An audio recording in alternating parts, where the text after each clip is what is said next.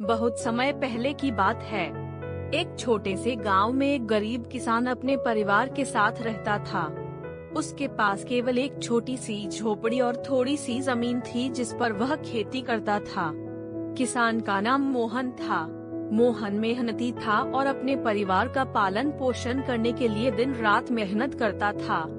उसका परिवार में उसकी पत्नी राधा और 2 छोटे बच्चे थे।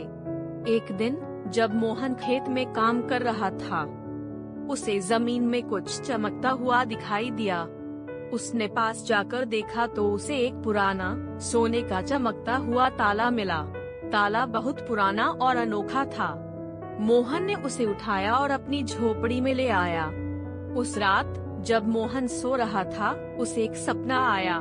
सपने में उसने देखा कि वह एक विशाल सुनहरे महल के सामने खड़ा है। महल के दरवाजे पर वही ताला लगा हुआ है जो उसे खेत में मिला था। सपने में एक बूढ़ा आदमी उसे बताता है कि यह ताला एक जादुई कोठी का है और अगर वह इसे खोल लेगा तो उसकी सारी समस्याएं दूर हो जाएंगी। अगले दिन मोहन ने अपने सपने के बारे में अपनी पत्नी राधा को बताया। राधा ने कहा, मोहन, हमें इस ताले के रहस्य का पता लगाना चाहिए। हो सकता है यह हमारी गरीबी दूर कर दे। मोहन ने अपनी पत्नी की बात मान ली और दोनों ने ताले के बारे में पता लगाने का निश्चय किया। इसी गांव में एक होशियार और जिज्ञासु लड़का रहता था जिसका नाम अर्जुन था। अर्जुन मोहन का पड़ोसी था और मोहन के बच्चों का अच्छा दोस्त भी था। अर्जुन को पुरानी कहानियों और रहस्यमयी चीजों में बहुत दिलचस्पी थी। जब अर्जुन ने मोहन और राधा की बातचीत सुनी तो उसने उनसे कहा, चाचा, मैं भी आपके साथ चलूंगा। हो सकता है मेरी मदद से हम इस ताले का रहस्य जान सकें। मोहन, राधा और अर्जुन ने गांव के बुजुर्गों से ताले के बारे में पूछा, लेकिन किसी को भी इस ताले के बारे में कुछ पता नहीं था। तब एक दिन गांव के बाहर रहने वाले एक साधु ने मोहन को बताया कि यह ताला जादुई है और इसे खोलने के लिए उन्हें एक विशेष मंत्र की जरूरत होगी। साधु ने उन्हें वह मंत्र दिया और कहा, इस मंत्र को ध्यान से सुनो और इसे ताले के सामने जपना। इससे ताला खुल जाएगा। मोहन, राधा और अर्जुन ने साधु की बात मानी और ताले के पास गए। उन्होंने मंत्र का उच्चारण किया और देखते ही देखते ताला खुल गया।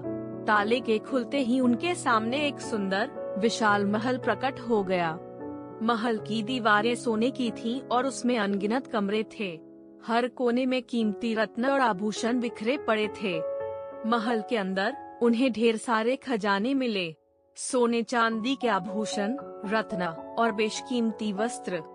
मोहन और राधा की आंखों में खुशी के आंसू थे। उन्होंने सोचा कि अब उनकी गरीबी दूर हो जाएगी और उनका जीवन सुखी हो जाएगा। अर्जुन भी इस अद्भुत दृश्य को देखकर बहुत खुश हुआ। महल के अंदर उन्हें एक बूढ़ा आदमी मिला जो वही आदमी था जिसे मोहन ने अपने सपने में देखा था। उसने कहा, मोहन, यह महल अब तुम्हारा है। तुमने अपनी मेहनत और ईमानदारी से इस ताले को खोला है। इस महल का सही उपयोग करना और इसे अपनी और दूसरों की भलाई के लिए इस्तेमाल करना। मोहन और राधा ने उस बूढ़े आदमी का धन्यवाद किया और महल में रहने लगे। उन्होंने अपनी संपत्ति का उपयोग गांव के विकास के लिए किया।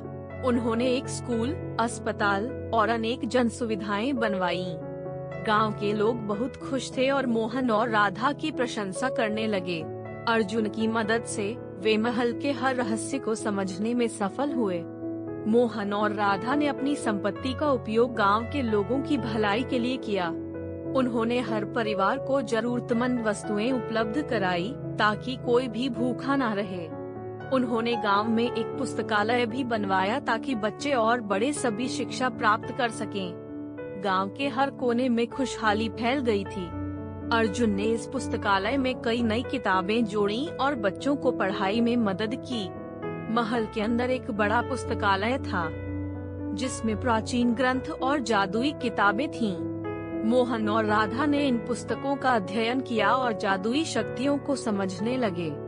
एक दिन उन्हें एक किताब मिली जिसमें लिखा था कि महल में एक जादुई बगीचा भी है जहां पर कोई भी अपनी इच्छाएं पूरी कर सकता है। अर्जुन ने इस पुस्तकालय से कई रहस्यमयी बातें सीखी और मोहन को मदद की। मोहन, राधा और अर्जुन ने उस जादुई बगीचे का पता लगाया। वहाँ पर हर प्रकार के फल और फूल खिलते थे। बगीचे के बीचों बीच एक बड़ा तालाब था जिसमें जादुई जल था। कहते थे कि इस जल से कोई भी रोग दूर हो सकता है और आदमी सदा जवान रह सकता है। मोहन और राधा ने इस जल का उपयोग गांव के लोगों के लिए किया। गांव में कोई भी बीमार नहीं रहा और सभी लोग सुखी और स्वस्थ हो गए। अर्जुन ने इस जादुई जल का सही उपयोग करने के कई तरीके बताए। इस प्रकार मोहन और राधा की जिंदगी बदल गई। वे अब न केवल अपने लिए बल्कि पूरे गांव के लिए एक प्रेरणा बन गए थे। जादुई कोठी ने उनकी मेहनत और ईमानदारी को पहचान दी।